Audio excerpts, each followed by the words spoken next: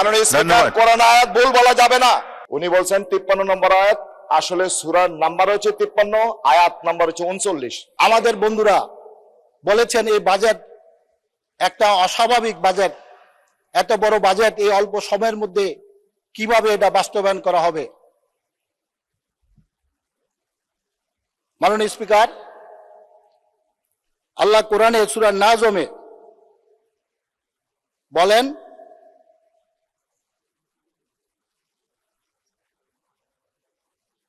মানুষের জন্য তাই রয়েছে যার জন্য সে চেষ্টা করে, আর তার সেই চেষ্টা অবশ্যই দেখা হবে।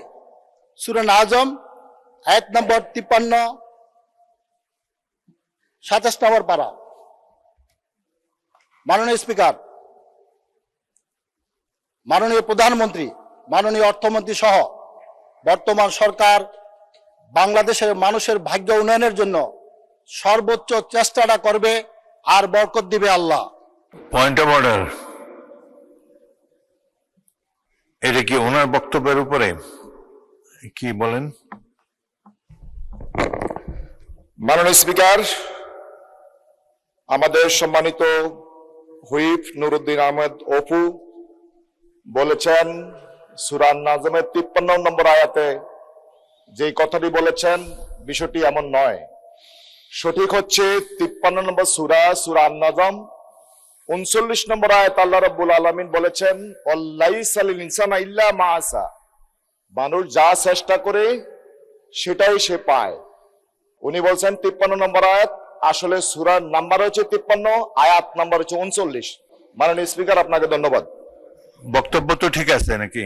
বক্তব্য ঠিক আছে, আয়াত নম্বর ভুল।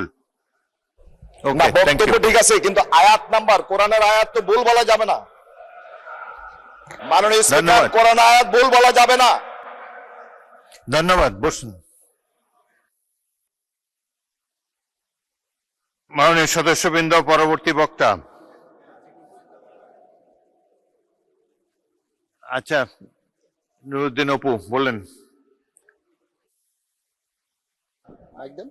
মাননীয় স্পিকার, আপনার মাধ্যমে আমার ভাইকে ধন্যবাদ জানাচ্ছি, যে আমার মাননীয় স্পিকার আমার সংসদ সদস্য ভাইকে ধন্যবাদ জানাচ্ছি এই বলে যে সে আমাকে ভুলটা ধরিয়ে দিলেন। থ্যাংক ইউ আপনাকে।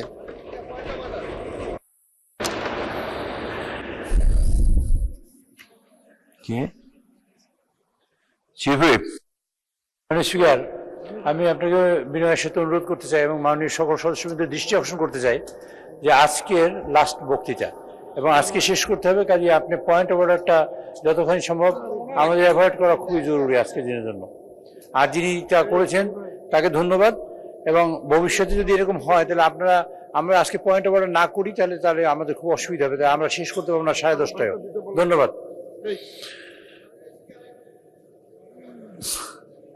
ভাই, এখানে আয়াত নিয়ে কথা হইতেছে, আপনিও আয়াত জানেন নাকি?